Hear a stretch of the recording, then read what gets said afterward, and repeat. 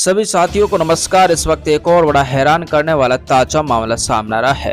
पहली बार 8 लोगों को एक साथ फांसी की सजा सुनाई, जिसके बाद कोर्ट परिसर में कोहराम मच गया। परिजनों का रो रो कर बुरा हाल है। भारी मात्रा में पुलिस फोर्स तैनात है, जिन्हें इस वक्त फांसी की सजा पर ले जाया जा रहा है। चलिए क्या है पूरा मामला, देंगे इस खबर के बारे में आपको संपूर्ण जानकारी विस्तार से। दरअसल ये बड़ी खबरें उत्तर प्रदेश के बरेली से सामने आ रही हैं। 10 साल पहले इन 9 आरोपियों ने एक बड़ी घटना को अंजाम दिया था, जिसमें 3 लोगों को मौत के घाट उतार दिया था। यानी कि इस ट्रिपल मर्डर के कारण कोर्ट ने 9 आरोपियों में से 8 को फांसी की सजा सुनाई है, वहीं 1 को उम्र कैद की सजा सुनाई है। जैसे ये फैसला कोर्ट ने दिया है तो आरोपियों में कोहराम मच गया। सभी कोर्ट से बाहर निकलते ही फवक फवक कर रोने लगे। लेकिन आपको बताना चाहेंगे, इन 8 आरोपियों ने तब इनको रोना नहीं आया जब इन्होंने 3 लोगों को बेरहमी से मौत के घाट उतार दिया था। अब इनको अपने बच्चे और परिजनों की चिंता हो रही है। लेकिन जब इन्होंने इस क्राइम को अंजाम दिया तब इन्हें इस बात की कोई चिंता नहीं हुई थी कि इसका अंत भी बुरा होगा। ये आप समझ लीजिए, आप कोई भी कभी भी किसी के साथ भी बुरा कर लीजिए तो उसका परिणाम आपको जरूर मिलता है। बुरे करने वाले का अंत भी बुराई होता है, जैसा कि आपके सामने प्रमाण है। अफसोस इस बात का है कि इन 8 आरोपियों में 2 महिला भी शामिल हैं। एक महिला का 8 महीने का बच्चा है, जिसे वे लेकर कोर्ट गई थी। सोचा कि जज इसको देखकर फंसी जाएंगे, लेकिन ऐसा नहीं हुआ।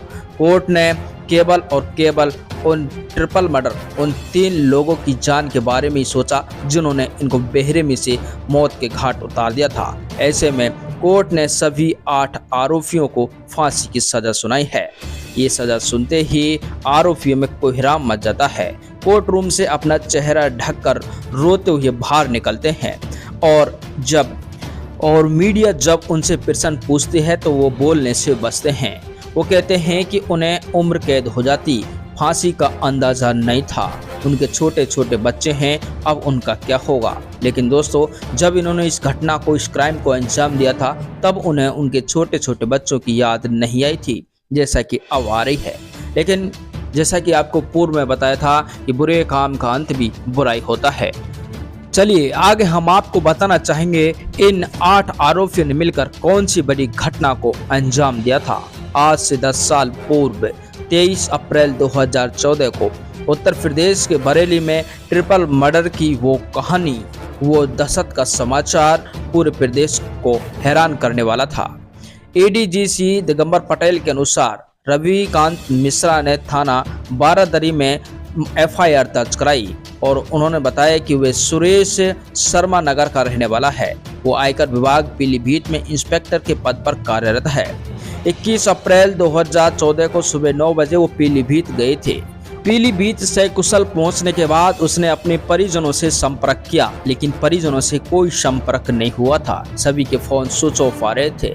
ऐसे उन्होंने 23 अप्रैल तक कांटेक्ट करने की कोशिश की, लेकिन नहीं हुआ। तो आखिरकार वो वापस लौटे। जैसे वो घर आए तो उसने देखा कि मेन गेट अंदर से बंद है और एक खिड़की जो कि टूटी ही है। ऐसे में जब उसने पड़ोस में रहने वाले घर से अपनी खिड़की के मर देखा तो उसकी मां की लाश उसे नजर आई। यह दृश्य देख इंस्पेक्टर रविकांत मिश्रा के होश उड़ जाते हैं। वो तुरंत पुलिस को सूचना देते हैं। पुलिस मौके पर पहुंचती है और जब घर के अंदर प्रवेश किया जाता है तो योगेश और उनकी पत्नी प्रिया के शव भी बरामद किए जाते हैं। इसके बाद रविकांत मिश्रा का रो रो कर बुरा हाल हो जाता है और वो आरोपियों को सख्त से सख्त सजा दिलवाने की ठान लेता है। इसके बाद पुलिस भी उसका पूरा सपोर्ट करती है और आरोपियों को पकड़ लिया जाता है। सभी आरोपियों को पकड़ने के बाद उन्हें कोर्ट में पेश किया जाता है। ये करीब 10 साल तक केस चलता है। आरोपी वाजिद, हसीन, जीशान, नाजिमा, हाशिमा सहित 8 लोगों को फांसी की सजा बरेली कोर्ट के द्वारा सुनाई जाती है। देते रहेंगे ताज़ा खबरें, बने रहिए इसी चैनल के साथ।